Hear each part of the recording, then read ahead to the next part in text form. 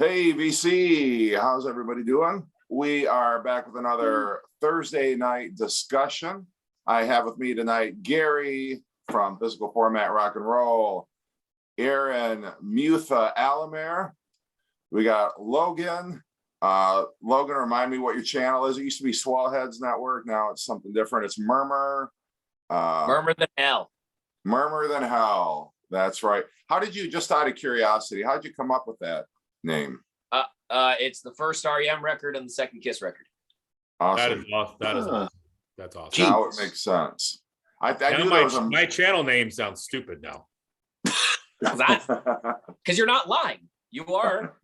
Chris. But Murmur Than Hell. Now that you explained it, that's a cool fucking name.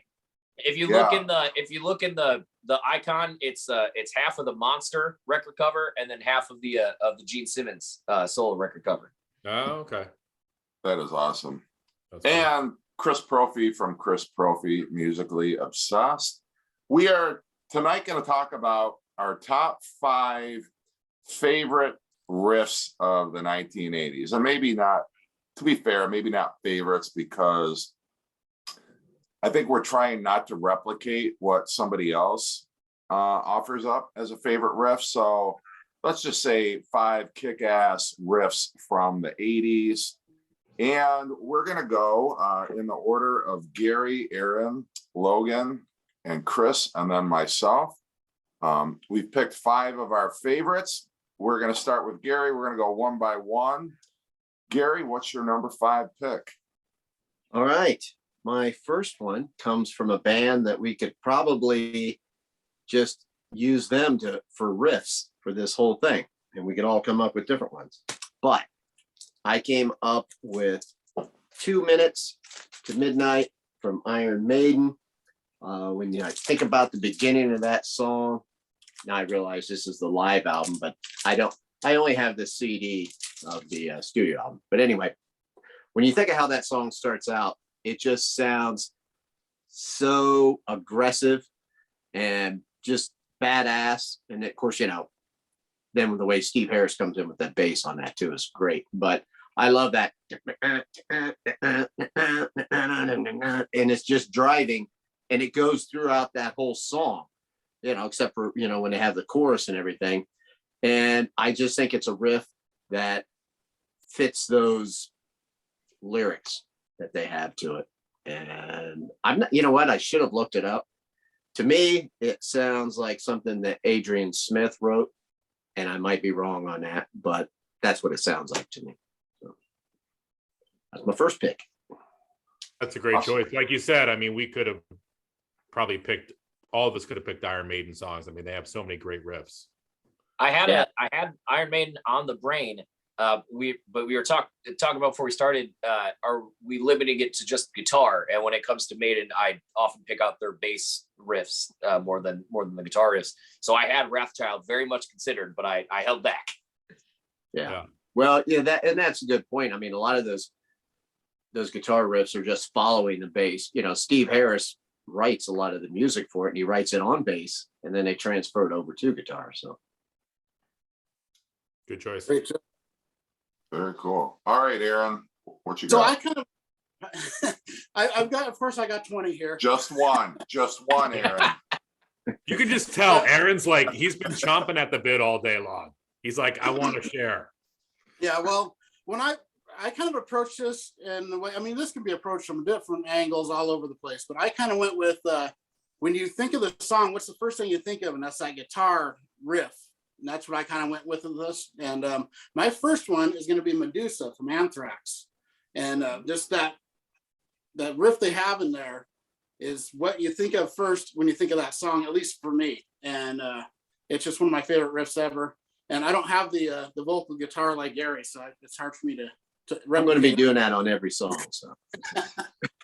But for me, I was going through all the Anthrax songs, and that's the riff that really just stood out, where you hear it, and instantly when you hear that guitar, it's Medusa, and it's just that really, it's one of my favorite songs, and always love that riff a lot.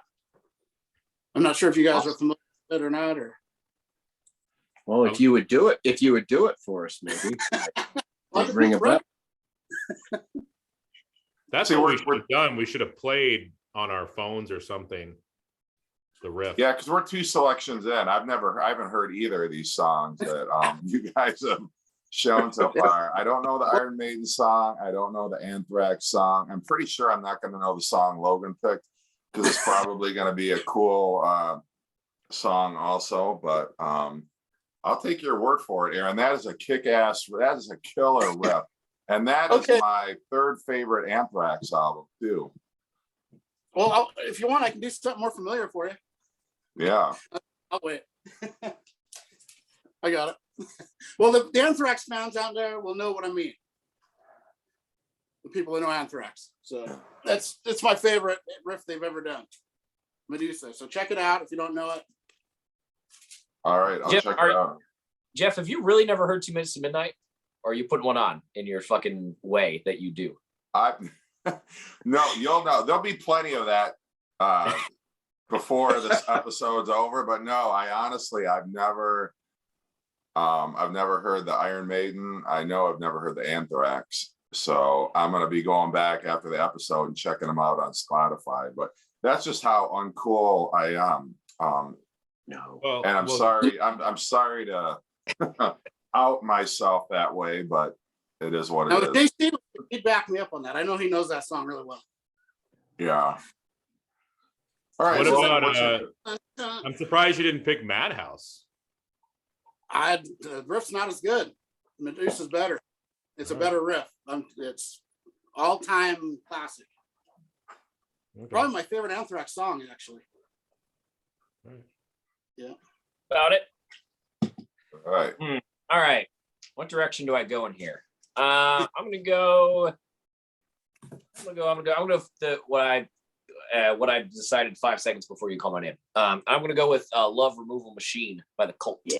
Now the Cult, almost like the AC/DC of goth rock, because they kind of have one riff and they do it many times, but they're very good at it. and I think Love Removal Machine, like if you were to pick one riff from their catalog that defines the band, like you're gonna get an idea of what you're gonna get.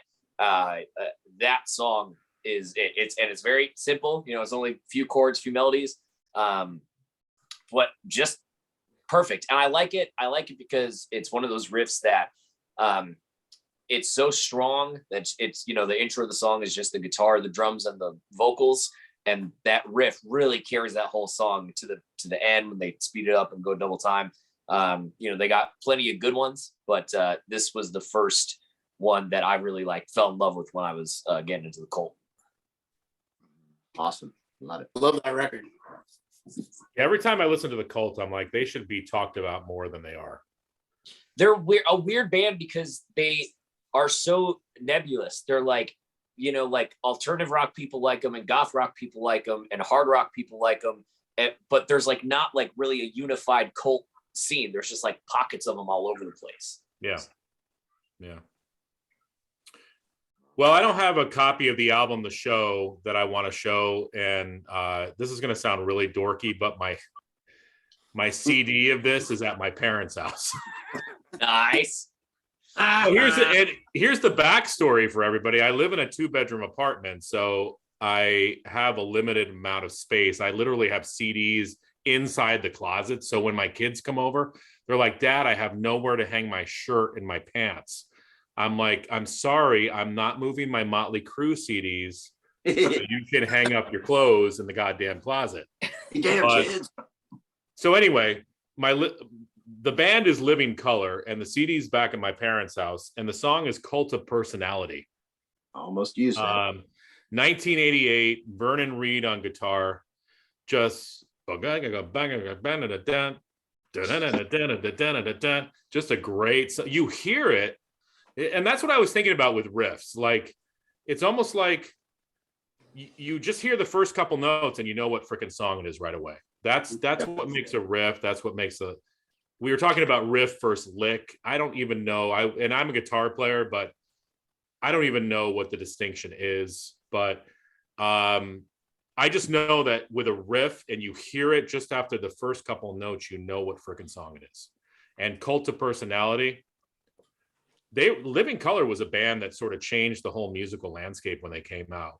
with just in terms of being an African American band, and the clothes, the costumes that they wore were very colorful, at least on the album Vivid. And nobody sounded like Living Colour. They had a cool kind of mixture of different styles, and Cult of Personality was just a killer too, with a killer riff. Yeah. Great luck with Clutch. Yeah. Very I got cool. to see them for the first time last year, and Cult's Personality is the theme song for Chicago wrestler CM Punk, and they brought him on stage to dance to the song the entire time they played it. Yeah. And I just lost a few subscribers because they're like, oh my God, this guy's Living Colour CD is at his parents' house. Unsubscribe. Well, that's it. It's not your channel, so you're fine. Oh, that's Jeff's true. Yeah, I gonna lose can the say whatever the hell I want to say. This is Jeff's. Yeah. You're losing me subscribers now. Yeah. I won't get the invite next week. Yeah. All right. Well, my pick is Fine Young Cannibal. She Drives Me Crazy. I mean, has there ever been a more perfect riff? And it suits the song. I mean, it kicks the song out because you think, oh, this is just going to be some techno pop something. But no, it's got that driving persist. All right. No, that's not it. Sorry. I read my sheet wrong. My pick is going to be Dire Straits, Money for Nothing. Oh yeah. I love Very that good. riff. And yeah, well, I love because the way the song starts out, you've got kind of, it almost like starts off like Shine On You Crazy Diamond a little bit, where it's just sort of, you've got like that sort of hum, and then you got Sting. I want my yeah, and then you've got like the drums starting to build, and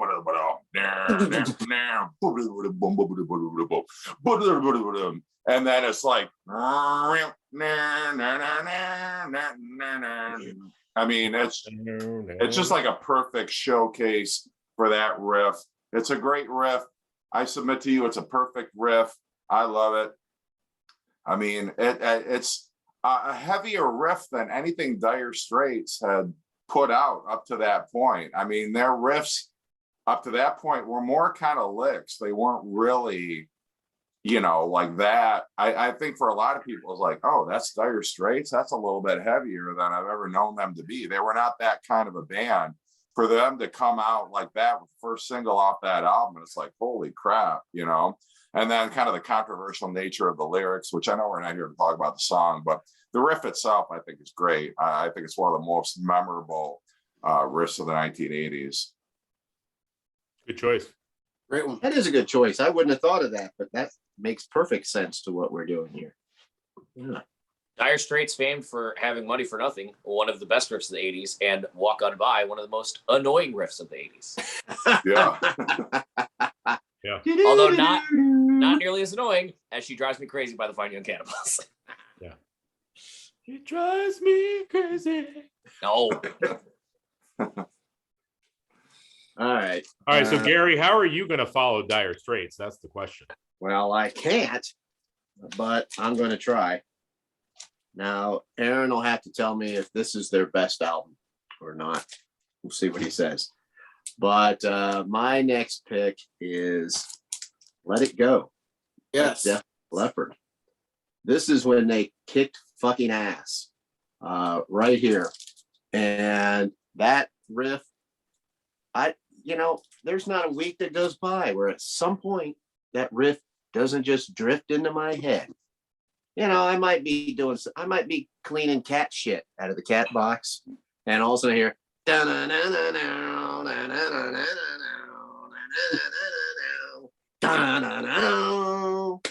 I'm like, oh yeah, Def Leppard, Let It Go. So it's just a great riff, man. I mean, when this was like the shit, man, when this thing came out, and that song is a big reason why.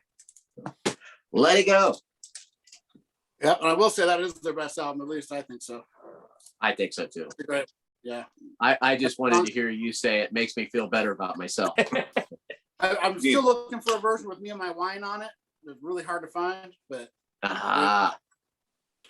It's always would- good to have Aaron validate anything that we pick during Yeah, these it is. videos, because like, all right, I'm on the money. I'm on the right track here. If Aaron likes it, then I feel more confident in my pick. So Aaron, that's- Aaron, you wouldn't say Adrenalize is better than High and Dry? yeah, sure. First, I really didn't listen to anything after Hysteria too much for me. It's just, I don't know why. Well, The they first just three are the ones I love. I like Hysteria, and after that, Slang is all right, but I don't like much after that. Yeah. they just announced a new record today. We'll be out in May. Maybe it'll be Oh, I'm good. sure it'll be great. Go back to the roots. I did like that. Shit, what's the name of it? The covers album. Yeah, I think it is. Yeah. That had some good stuff on it. I mean, it was all cover songs, but then I like that, so I bought that something having sex in the Sparkle Lounge or whatever it was called. Yeah. That was god awful. Oh Jesus! It all They had went a down song- to Steve Clark died. He was our main songwriter, and it just took the heart out of him, I thought. It definitely hurt him. Yep. Yeah. Okay, this next one, hopefully you guys will know. I'm sure a couple of you will. This is from one of my favorite guitarists of all time, top 3 guitarists for me, and it's Dokken, and it's the song "It's Not Love." That Yeah. song, that intro, that dun, dun, dun, dun, dun, dun, dun, and then it gets into the riff. Yeah, that's one of my favorite riffs ever. That It's Not Love. I mean, there's a lot of great riffs on this record and all theirs, but that's the one. Like right when you think of a Dokken riff, "It's Not Love" to me is the one that really grabs you. Yeah. I Nice. love that. Good choice, Aaron. I can't believe I didn't pick that. That's great. And for anybody who doesn't know, the cover is a key. And they're standing in front of a key. Yeah. They should be standing under it. Right. Because they're it's under lock underlocked. and key, right. I just like the fact that, that's the same outfit I wore to my senior prom.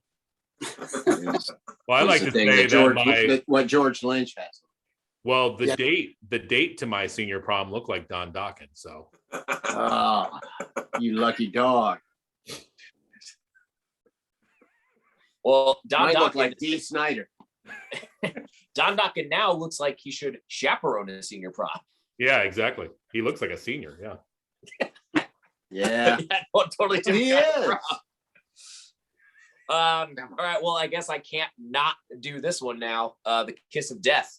Yes. Oh man, that Very- was the one I really got. Very There you go. hard to pick just one Dokken track, but if I'm strangleheld to pick one, it's going to be Kiss of Death. This whole record is chock full of great songs. This is maybe the best record that's too long for a single album, but every song is so good that I don't care that it doesn't actually sound that good of a pressing. But yeah, I mean, Burning Like a Flame is so good in here. Of course, Dream Warriors, Night by Night. But yeah, Kiss of Death, hard.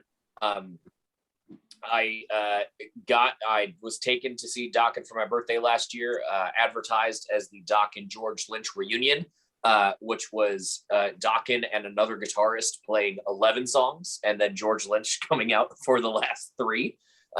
So was not thrilled, but one of the songs that George did was Kiss of Death. So at least I got to see that. And it was very good. And that's probably their best riff for me. Yeah, I think it's just amazing to watch George Lynch play guitar Oh, it's because insane. it looks so effortless for him. And he is just such a fantastic player. I mean, I really don't care I'd like to see him in Dokken, but just to watch him play anything, he could be doing Lynch Mob stuff, whatever. But I mean, I love hearing those Dokken songs. And if somebody else wants to sing them, the last time I saw Lynch Mob, they did a handful of Dokken songs and it was great. I mean, I loved it. And Kiss of Death, yeah, him doing that song, hearing him doing it live, it's just like, it's nothing for him to do it. And he just looked so cool while he was doing it. I don't know. I love George Lynn. Absolutely. That's my favorite Dokken album. I was torn between It's Not Love and It Kiss of Death, actually. So I almost did use that one too.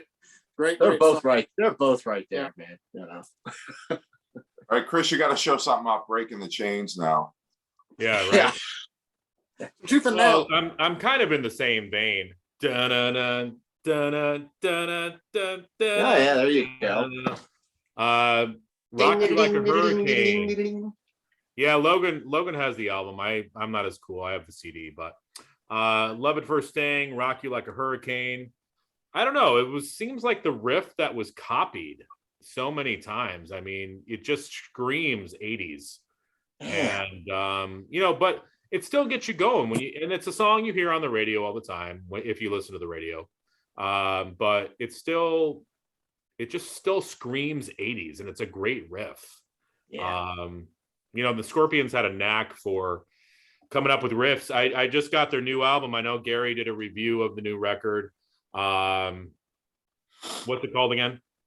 Rock Believer. Rock Believer. The title track is my favorite song on that record. That is such a That was really song. good.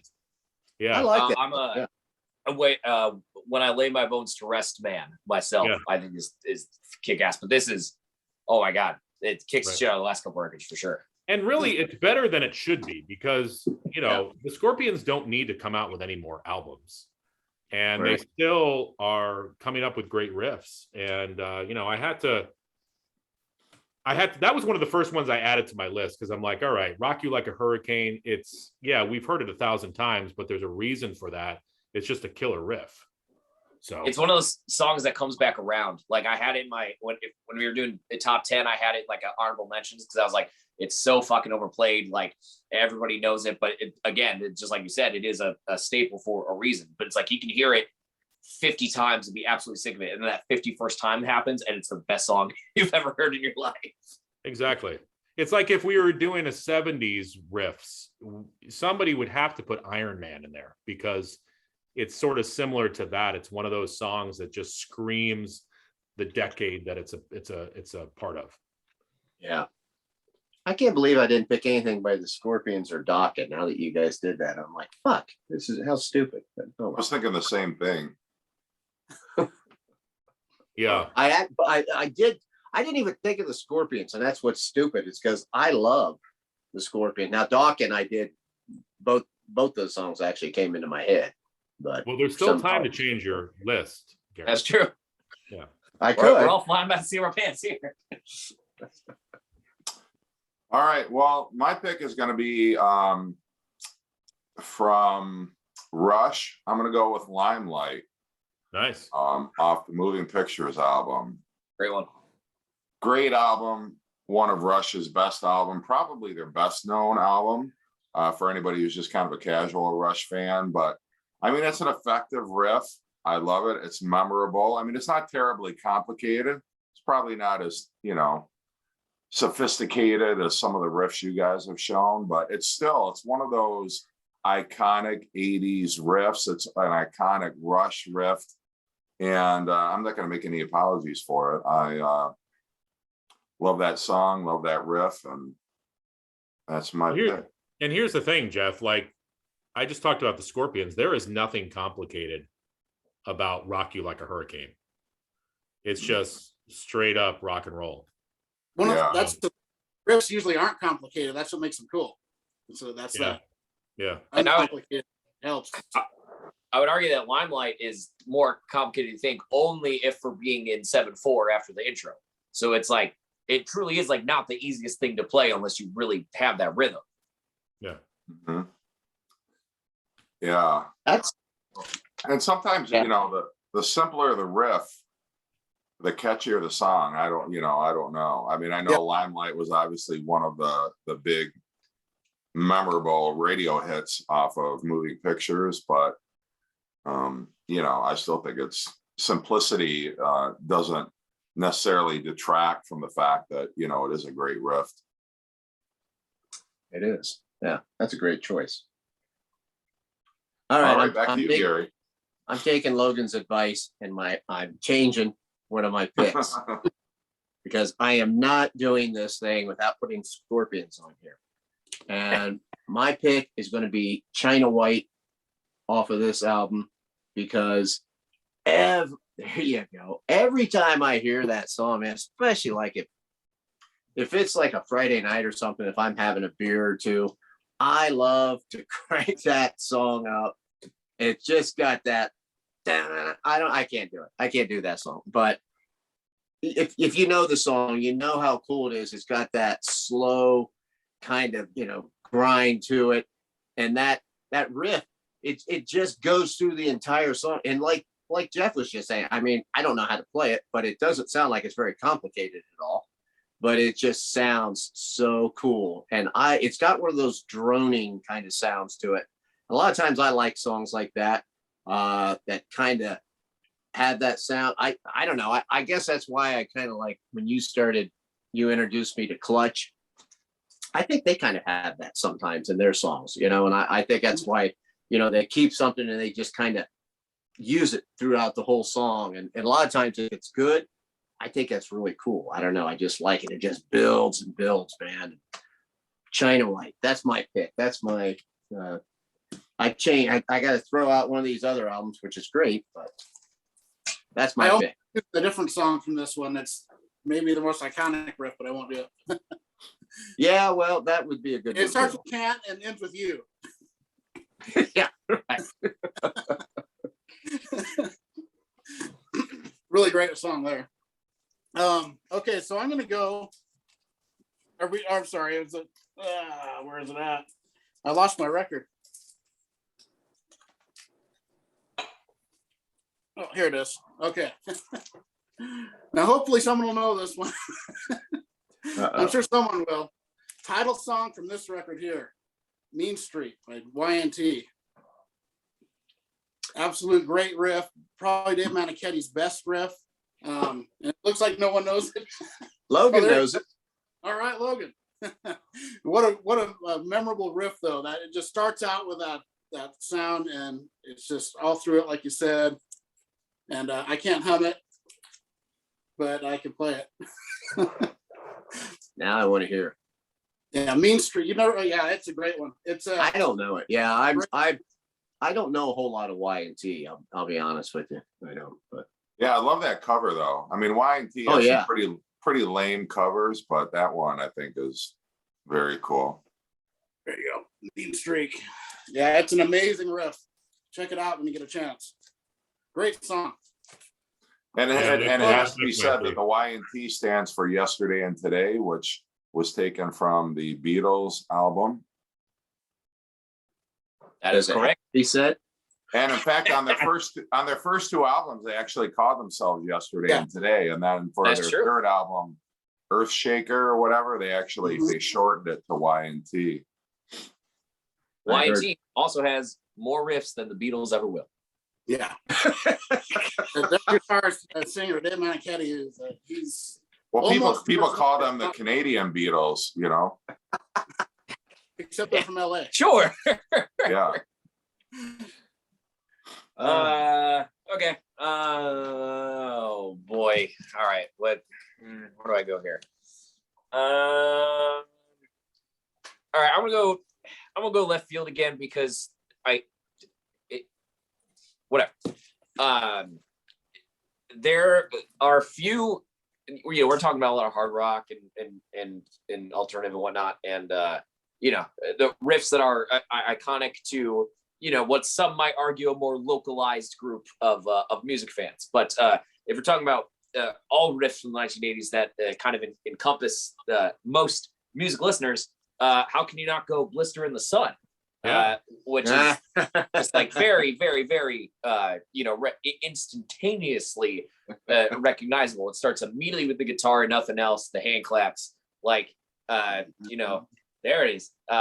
It came to mind immedially when I was thinking about riffs, and I obviously started thinking strictly metal. I was gonna say there's a riff you can do. I can't snap that fast. Rick Beato, ladies and gentlemen. Let me go But yeah. on.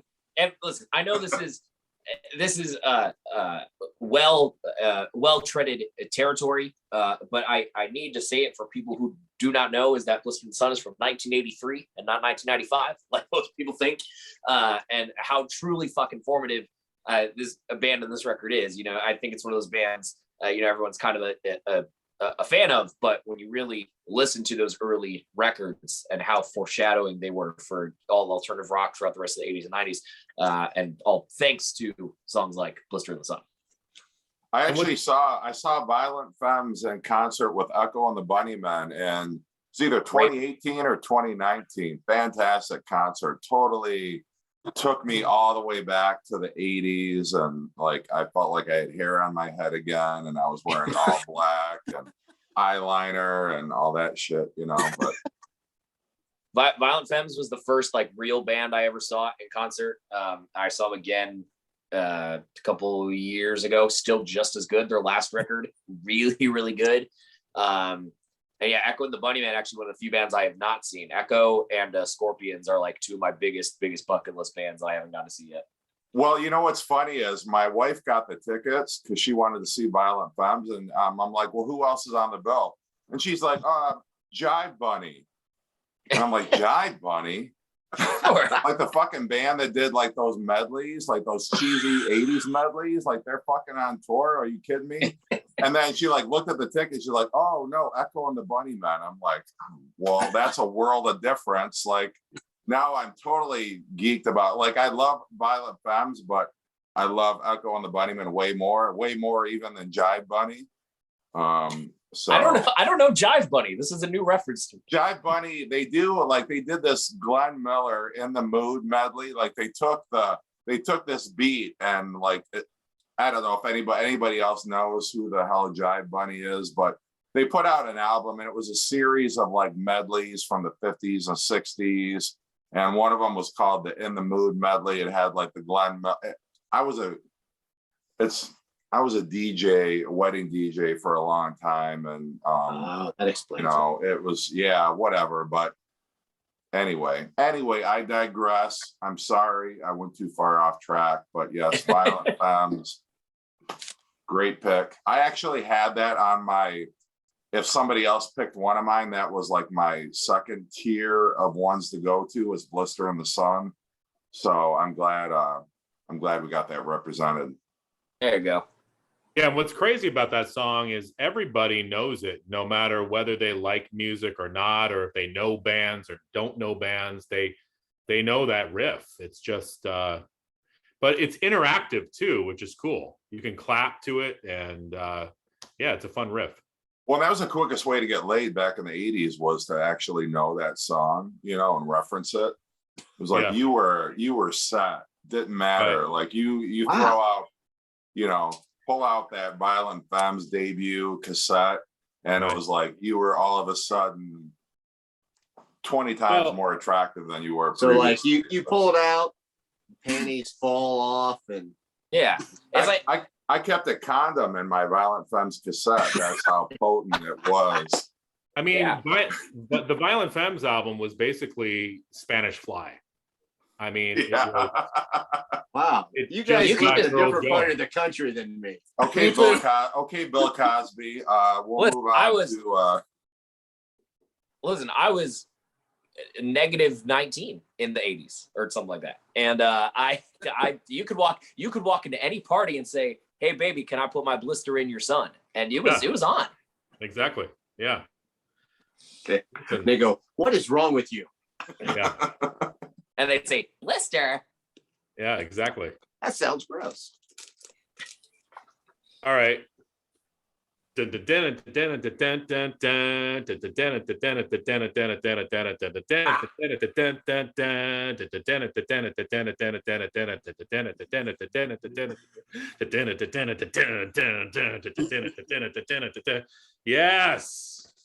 Master that was my number one. That was my number one pick. I was hoping somebody would recognize it as I bastardize it or whatever, butcher it. Master of Puppets.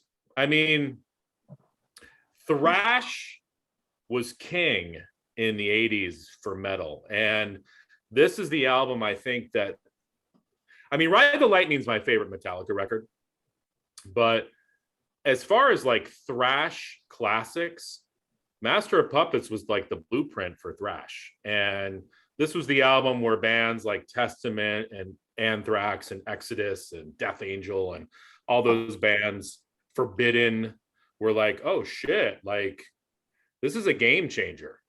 And Master of Puppets, that riff, even when it's played today, it hasn't aged. It still sounds vibrant and new. It's just a killer thrash riff. So yeah, I probably could have put it higher on my list, but what is this, number 3? Yeah, number 3. Yes. Yeah.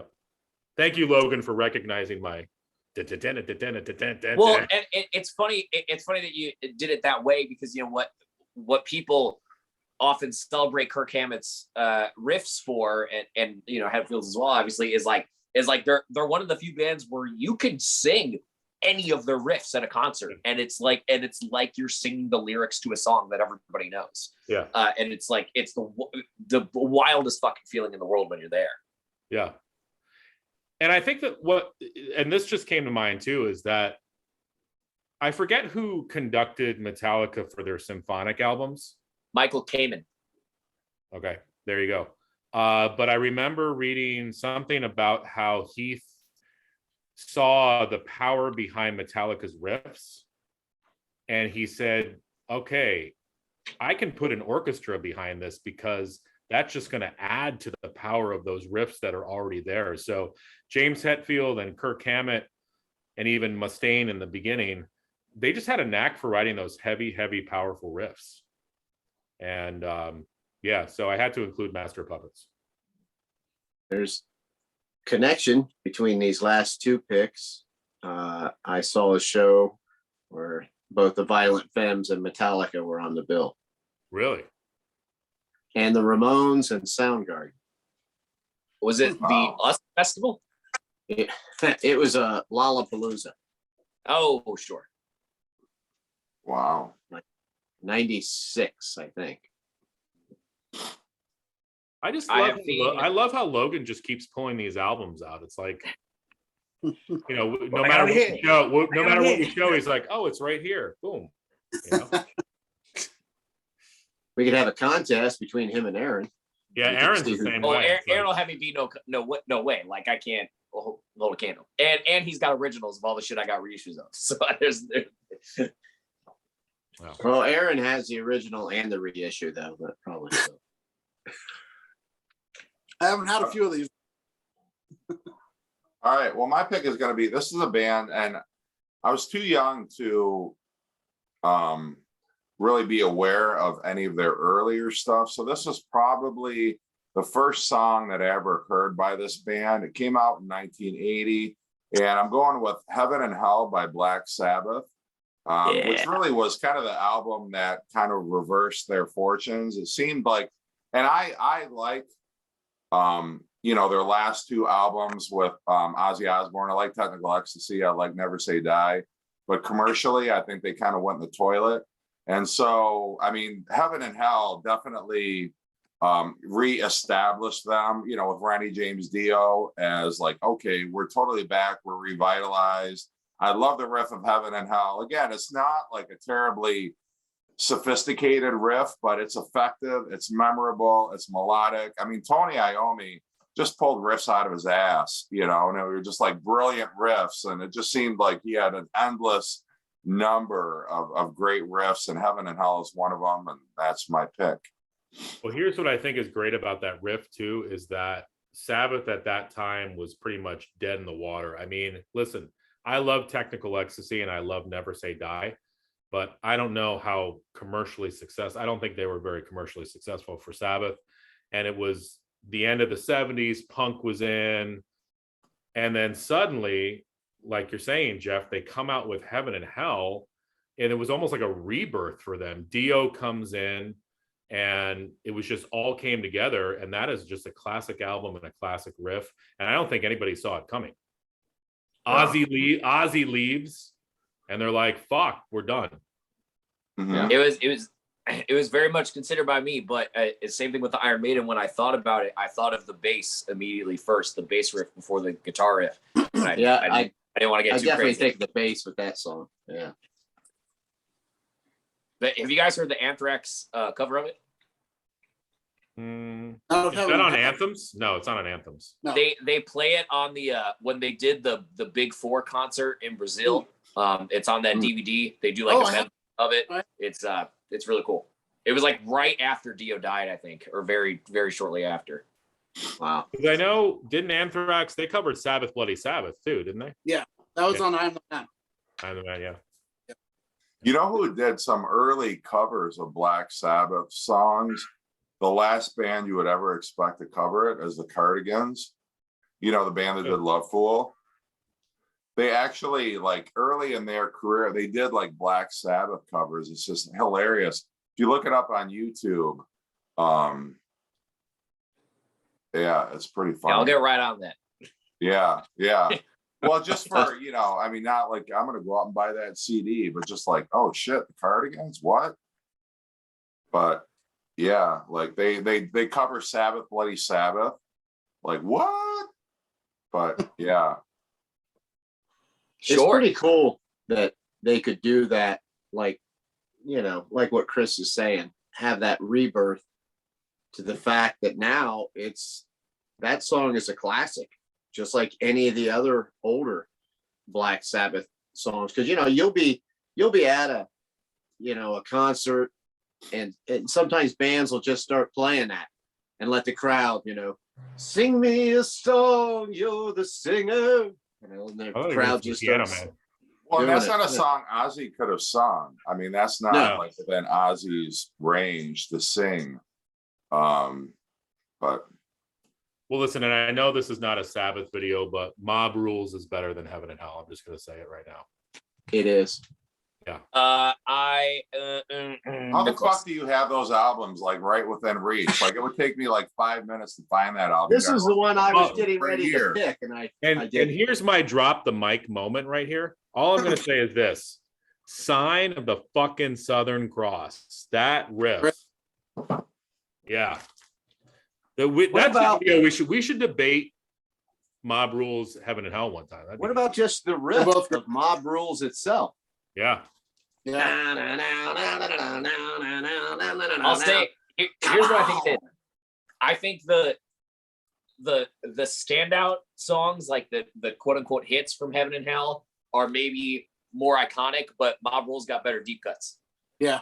Country Girl fell in love with a country girl. Raised in sunshine. We should have just picked every fucking song off these records. Let's fucking do it. Let's just sing Black Sabbath Dio era songs. Fuck the rest of this stuff. The next Gary, you're number 4 Sabbath riff. Jeff's getting angry. I'm sorry. All right. Let's move it along. Okay, this is not a Black Sabbath video. I'm sorry. We were discussing this by text, but I don't care. Lay it down, my rat. This is just too good. Not to mention, I love that. I love that. Warren D. Martini, baby. Just laying it down, just like the song says. You go, Jeff. That's one I do have. All right. But I don't know. I just think this is one of the most iconic riffs of the whole 80s. To me, I mean, that's just that's drilled into your head, and it rocks. I love it. That's my number 2 or 4, whatever you want to say. That was on my list for sure. That's a great one. And I won't say anymore because I want to keep this going. So there you go. I used to have that record. I had like near mint copies of both that and Out of the Cellar. I pulled out of the dollar bin like before, you know, the whole fucking vinyl boom 2 happened, and I kept them for so long, and I just whatever. I purge records all the time. They ended up in there. I've never been able to find them since. It's like one of my biggest trade regrets. Yeah, they're hard to find now. Yeah, because they were in a fucking Geico commercial. Now everybody loves them. Yeah. Annoying. I've got a weird thing here. Uh-oh. Oh God, no. And it's actually two bands, the same song but different. It's Mechanics and the Four Horsemen. Amazing riff, and it's Mechanics on this sped up a bit. That's how it originally was Mechanics by and Metallica did that originally. Megadeth did it on their first record, and then Metallica slowed it down and turned it into the Four Horsemen, changed the lyrics and slowed the tempo down a little bit, but it's that same riff. And it's one of my favorites. I almost used Seek and Destroy, but I went with that one so I could use two bands in one. Because I love tricky. equally. Yeah. But I don't know which one I like better. I mean, Mechanics is a little faster. The lyrics are really tongue-in-cheek, kind of comical at times. And Four Horsemen is just one of the best songs ever written, I think. It's they're both great. And Four Horsemen's a lot longer too, but it's slowed down a bit. And just iconic riff. That whole, when it starts there, just builds up to it and just goes over and over, continues on towards the end. I love it. So awesome. that was my cheat for the day, Jeff. Well, they're kind of tied together. We'll let it slide. I think well, you better, because I'm gonna pull a card out of Aaron's playbook and also show two bands for my number 2. But again, it ties into what we're talking about. Holy Diver and Bark at the Moon. I'm gonna give the edge to Bark at the Moon, but Holy Diver is very close. Because again, that's one of those like very, very iconic riffs that kind of when you think of like she like Smoke in the Water and whatever, like Iron Man, it's Holy Diver's right there. Really iconic. But I think this may be my favorite Ozzy solo record. I love this record so much. I think it's a little underrated. And that Bark at the Moon riff just throughout the entire song just squeals from top to bottom. And is whatever. Yeah, you all fucking know what it is. I ain't got to say too much about it. Great. Thank you. Those were both killer picks I wanted to use. So now I wish I should have shown a Slayer record, because I'd pull out South of Heaven and Rain and Blood and Seasons in the Abyss, and I just talk about all the songs because they all go together. You could just put any of the songs. Chris is cheating. He's doing other songs here.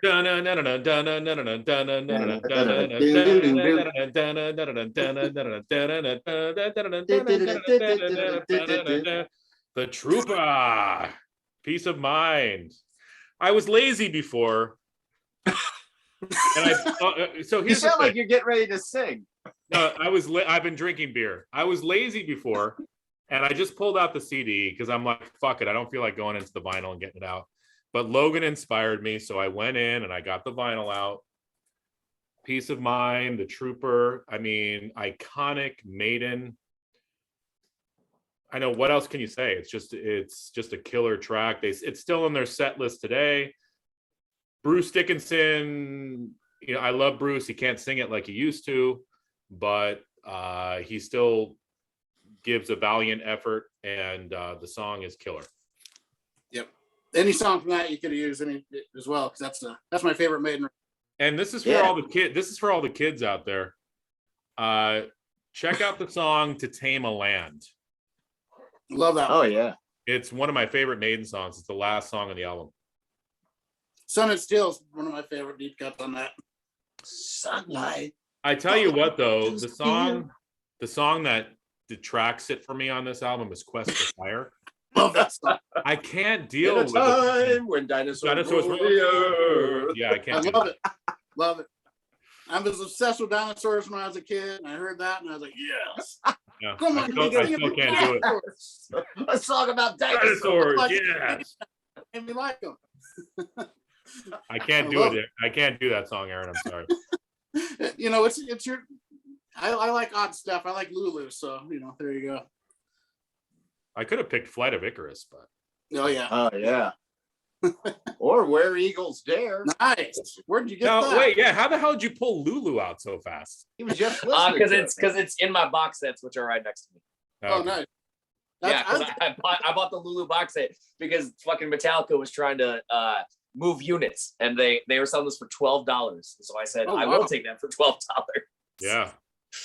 I can't find it. I've been looking for years. It's not vinyl. It's just the CD. But yeah, vinyl's long out of print. That's gonna be one of those albums like 50 years from now. People are gonna be like, this is an amazing album. Like, I'm ahead of the time. I think it is. yeah, Lou Reed. I listen to it. I like it better than Reload. Honestly, I do. I listen to it once a year, and I come out of it with the same opinion every time, which is that like it's a pretty good Metallica record and a pretty good Lou Reed record, and then down the middle it's it is what it is. But there's a couple great riffs on it. Yeah, there are. I just can't do it when The last song on it, the one, that long one, that's killer. It's wild. But when Hetfield's like, I am the table, you hear?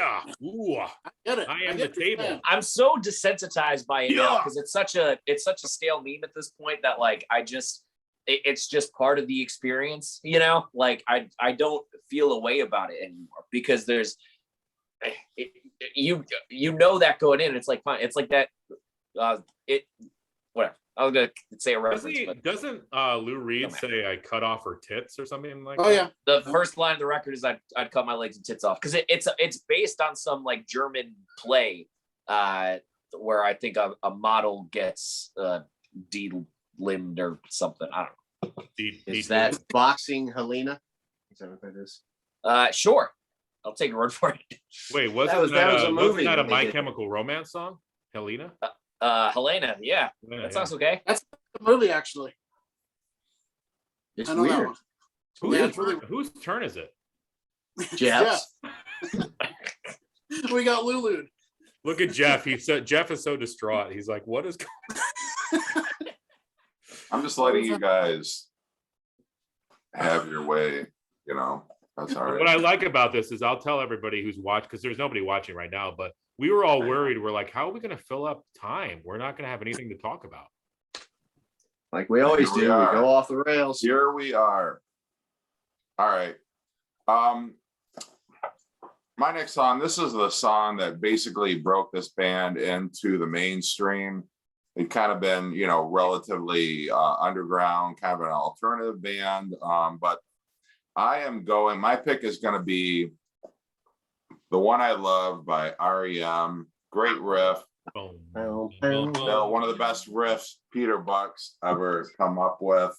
And, you know, that song really, you know, they were kind of on the cusp of hitting it big. And that album just broke them through. That song in particular, that riff, you know, and REM's not a big, you know, not notable for many riffs, but I would say that is probably their most notable one. And that's my pick. Yes, that and What's the Frequency, Kenneth?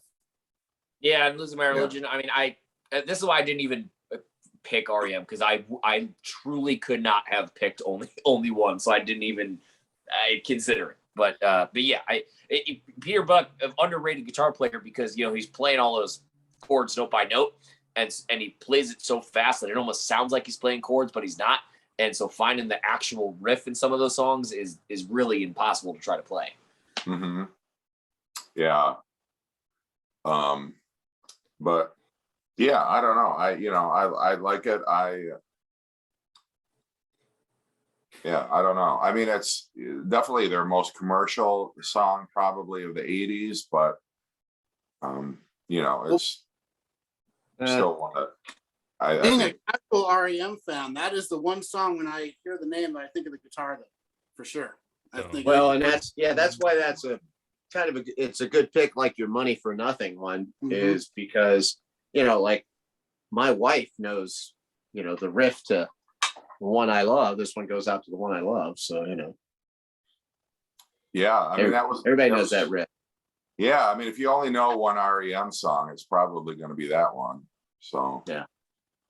But That or Losing Shiny My- Happy Losing People. Losing my religion is probably the yeah, big, but they're right there.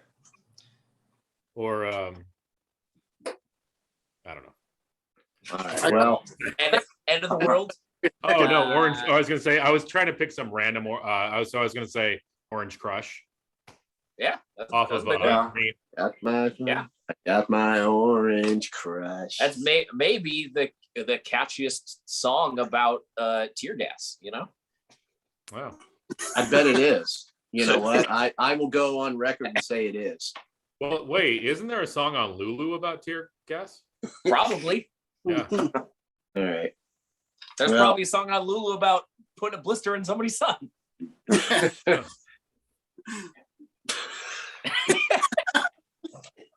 We're up to our number one pick. This is your number one favorite riff of the 1980s. It better be good. Yes. Yeah. Mine is coming off of this album. Nice. No, it's not. My number one pick is one that I'm just doing this once again so I can get validation from Aaron. But no, really, I just love it. And that is Mean Streets. Off of Feral. Look, he's already, will you have it in your hand? Is that in your lap? What the hell? I had a feeling, but I thought it was going to be a different song from that. Oh, well, yeah, there's different songs. I love the guitar sound on this album. It's just very kind of dirty sounding, very heavy sounding. I love this album.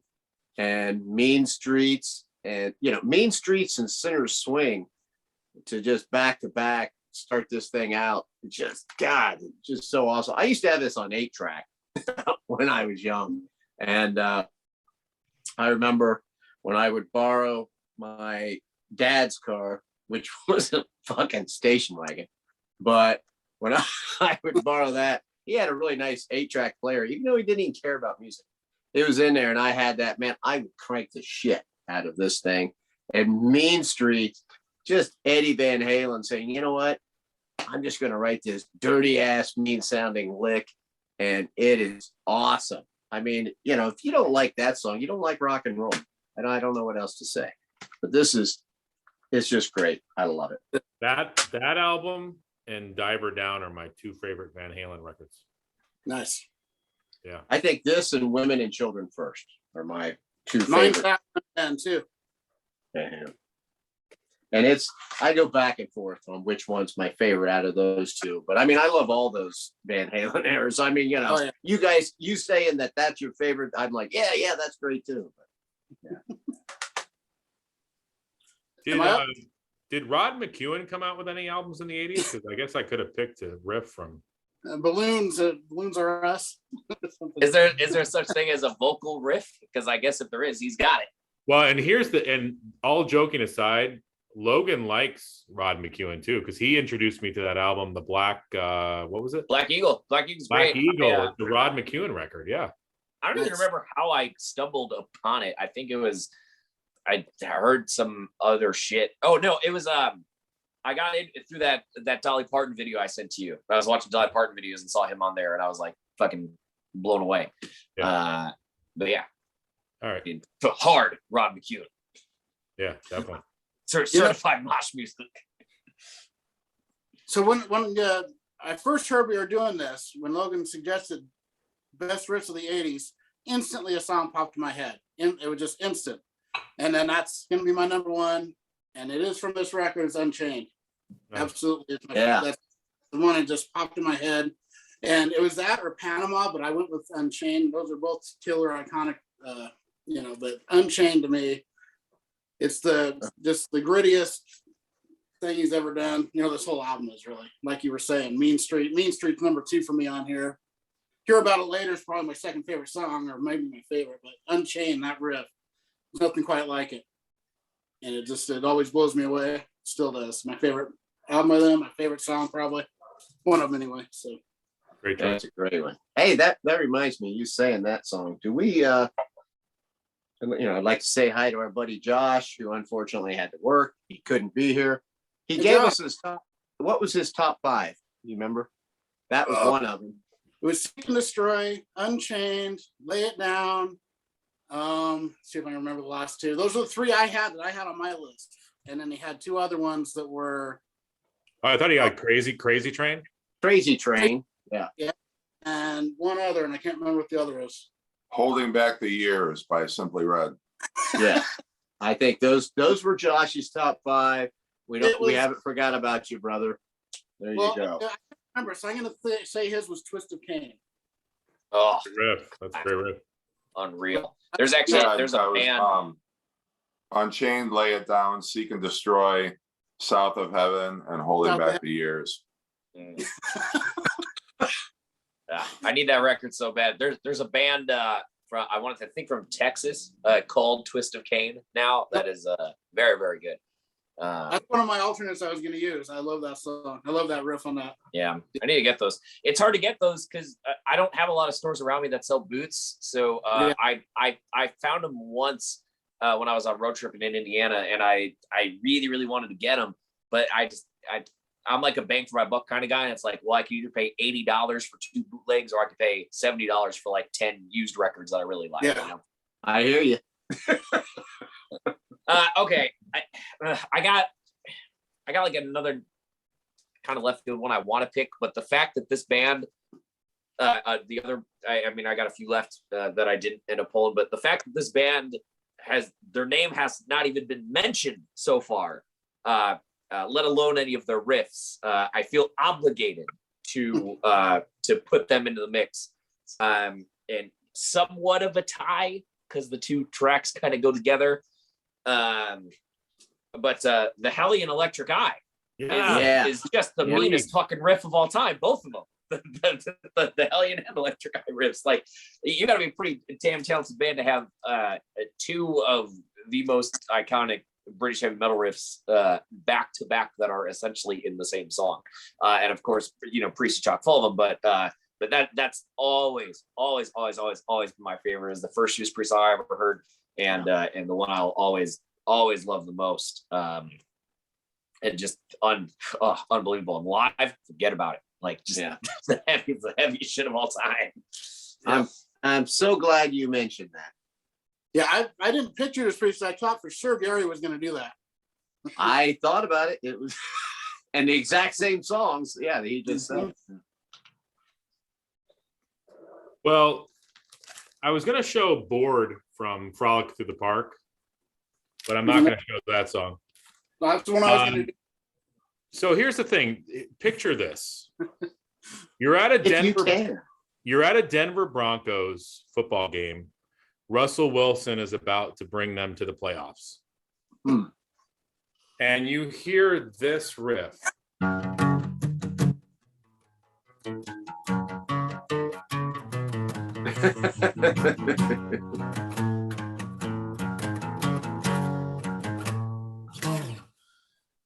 All right, kids. Crazy Train. I mean, it's played at every fucking football game. It is. But this would be Chipper Jones' song when he come out too. This is the riff of the 80s. I mean, Randy Rhoads, guitar god. Crazy Train. I'm going off the rails on a Crazy Train. I know since JC had it on his list, it's got to be good. And it's my number 1.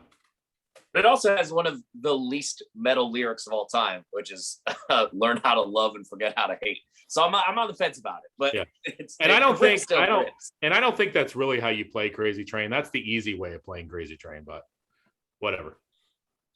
Well, to be fair, you're playing it on acoustic guitar, so I mean, you got to play it however you can. Yeah. Just the fact that you're doing it is pretty cool.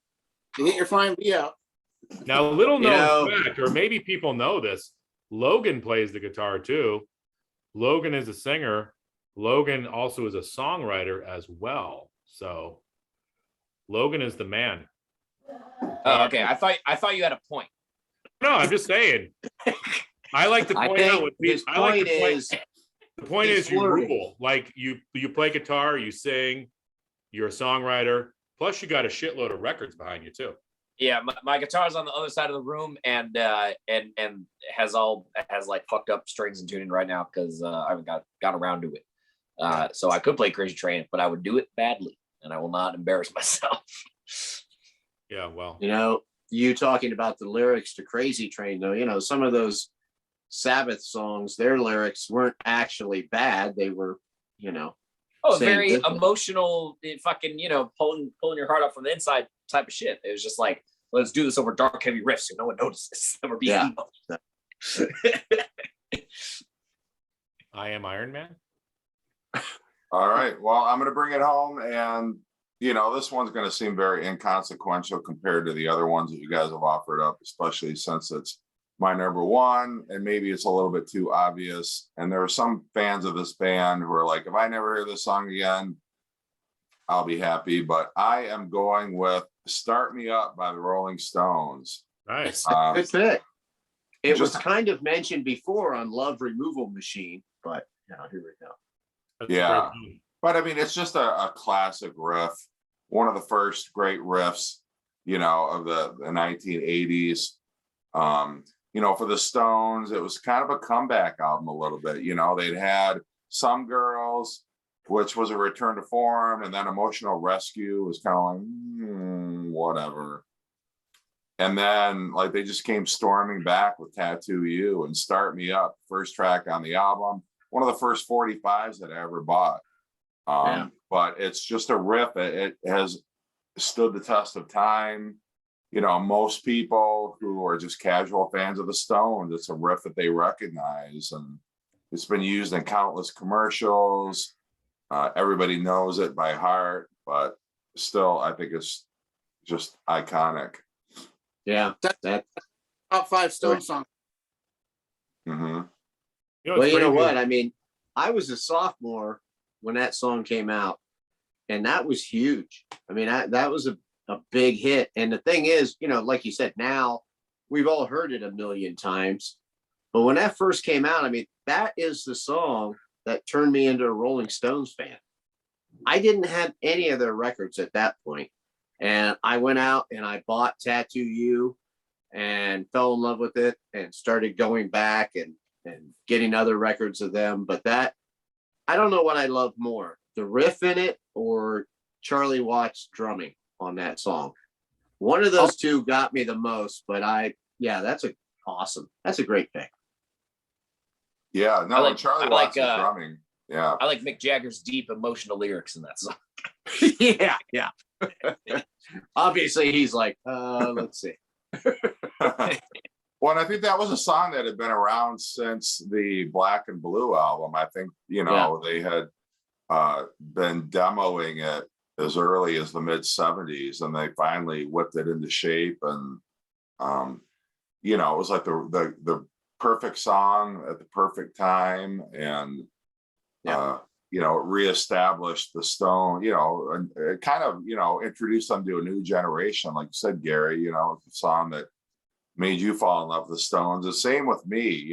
My dad had a bunch of old Rolling Stones albums, but that was Start Me Up was the song that I felt like, like this song is actually like one that spoke to me as part of my, generation or whatever. And I connected with it. And then discovering that album, then it was like I gained a new appreciation for some of their older stuff.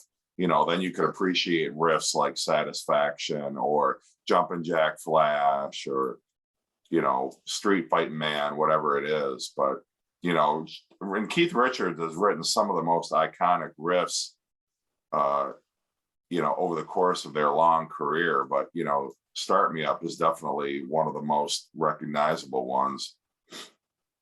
Yep. I agree. Being the same age as you, they hit me like that too. Because I would, it was that 1980? 81.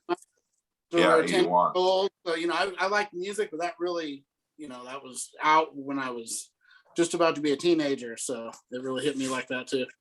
I was only 6. Yeah. I was born in 74. Oh, you're right. Never mind. I'll be 48 in October. I forget how old I am. Or how young you are you saying I look older than I really am, Gary? No, I mean, you only look like you're 25. Oh, thank you. You know what's crazy though? None of us mentioned AC/DC tonight. That's I know. True. Yeah. I don't think the 80s have their best riffs. They do have a lot of good ones though. Yeah, they do. Really, I mean, you think you think of flick of the switch, Fly on the Wall, Back in Black, for those about the rock. Mhm. I was thinking about using the song The Razor's Edge actually, but I didn't do it. That was one I was thinking of. Yeah. But I wasn't Wasn't that using- 90? Yeah, Wasn't that kids- 1990? The Razor's Edge? It might have been. That's probably why Yeah, I didn't do think it was. Yeah. All right, everybody gets one honorable mention. I know, Aaron, you're chomping at the bit to show the Yeah. ones that you didn't get Knock to 'em dead include in quick. your list. But just very quickly, Gary, honorable mention. Which one did you not get to? Well, I already mentioned, and that would be Mob Rules by Black Sabbath. Aaron? Aaron? Oh, okay. Crazy Nights, Loudness. Logan? Ministry Stigmata, maybe the hardest song that only has 3 chords in the riff. Chris? I originally had Rat Lay It Down in my list, but I'm also going to mention Motorhead Ace of Spades. Classic Oh, yeah. riff. All right, don't Yeah. laugh. Mine is Okay. going to be Billy Squire, Everybody Wants You. No, that's a great one. Oh Yeah. yeah, He's got riffs. I love He's Billy got Squire. riffs. that totally fits. Yeah, Mhm. everybody knows that. All right. Well, happy St. Patrick's Day, everybody. This was a fun episode. Thank you, Logan, for joining us. I hope that you'll be a part of future videos that we do. Thanks for being in the guest chair.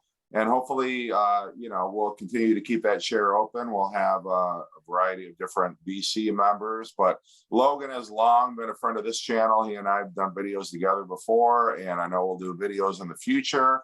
But yeah, I love having you on, Logan, because your collection is, as you can see behind him, it is pretty massive and pretty awesome.